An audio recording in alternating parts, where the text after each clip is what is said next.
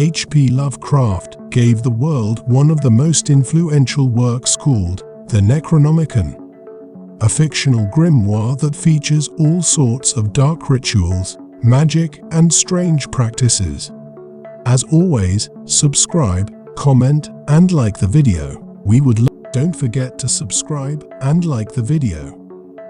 It is often believed that the Necronomicon once existed and was then translated and published by Lovecraft.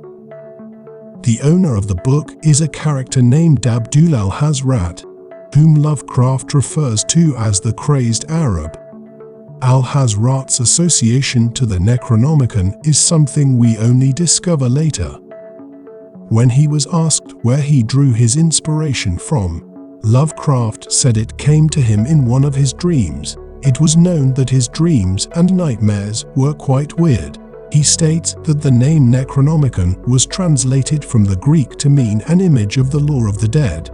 Authors that then subsequently followed have translated it to mean a variety of different things, from Book of Laws of the Dead to the Book of Names of the Dead, and even Book of Dead Names. But what we can derive from this is that the Necronomicon contained information about the dead and the laws that surrounded them, which is quite similar to the magical practice of necromancy, not only in premise but also in name. With how mysterious the Necronomicon was, in 1927 Lovecraft wrote a short piece titled The History of the Necronomicon, which wasn't published until after his death. But this piece gives us some additional history and context. We find out that the book was originally called Al-Azif, referring to its Arabic origin.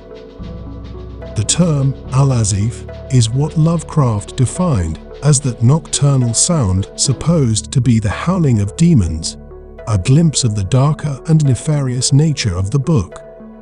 Al-Hazrid was originally from Yemen, but it wasn't until he visited Egypt that the idea for the book began. In Egypt, he came across the ruins of Babylon and the underground secrets of the city, where he would discover the nameless city. He then spent the rest of his life living in Damascus, modern-day Syria. Shortly before his mysterious disappearance in the year 738, he wrote Al-Azif, the Necronomicon. The book then began to circulate amongst philosophers for the next 200 years, and in the year 950 it was translated by the Greek philosopher Theodorus Philetas and given the name the Necronomicon. This version of the Necronomicon was said to influence many individuals into committing acts that were so terrible they could barely be mentioned, and that is why the book was burned in the year 1050 by the Patriarch of Constantinople. After this the book wasn't really mentioned much, and when it was done so in secret to avoid any unwanted attention from those responsible for trying to erase it from existence. The book would then be translated from Greek to Latin by a Danish scholar in 1228. This edition would be banned by the Pope, but it continued to resurface in other European countries all the way up until the 17th century.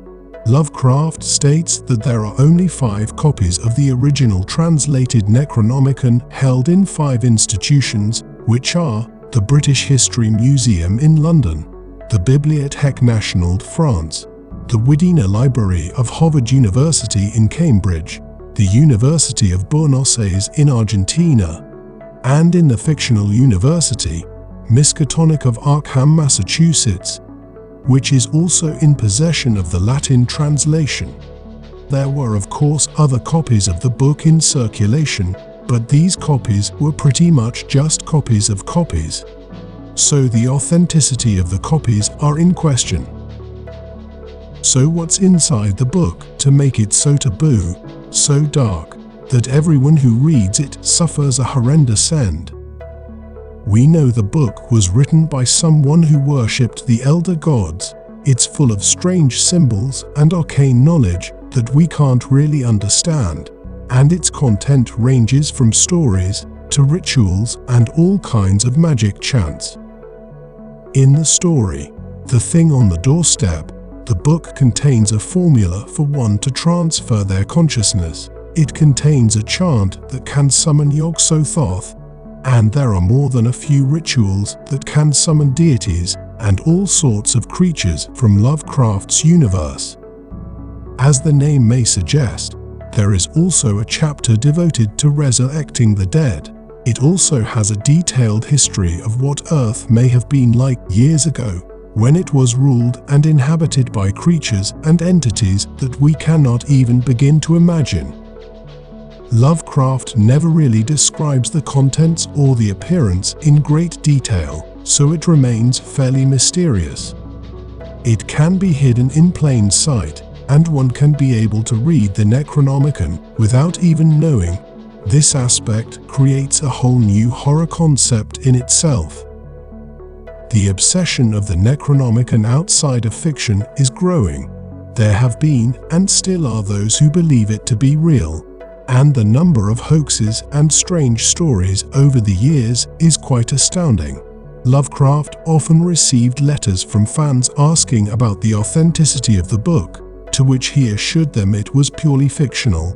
As the obsession continued to grow, in 1970 a book by the name of Necronomicon was published by an author under the pseudonym of Simon. It would later be dubbed Simon Necronomicon. The book itself doesn't really link to Lovecraft's work, but instead claims that it was influenced and based on Sumerian mythology. This certainly blurred the lines between fiction and reality, with the book selling over 800,000 copies as of 2006, so it appears many of Lovecraft's fans were intrigued enough by their premise to read further. It was dubbed the most dangerous book of the Western world. It has also been rumored that the Vatican is in possession of a secret copy. The Necronomicon files were published in 1998 and would attempt to detail evidence against the Necronomicon's existence and to prove that this whole thing existed only in the mind of Lovecraft, much as the author had professed. And despite characters actually getting their hands on it from time to time, he was quite sparing of its physical details. We understand that it is commonly portrayed as bound in leather and having metal clasps. In some stories, characters end up reading the Necronomicon without actually realizing it, and this leads them to suffering from the insanity that Lovecraft warned of, as they cannot comprehend the information. The takeaway is that the Necronomicon is pretty much just a plot device used to generate a sense of legitimacy to Lovecraft's otherwise unbelievable ideas. However, it seems not even he himself anticipated how much influence the Necronomicon would go on to have. Let us know what you've heard about the Necronomicon in the comments down below.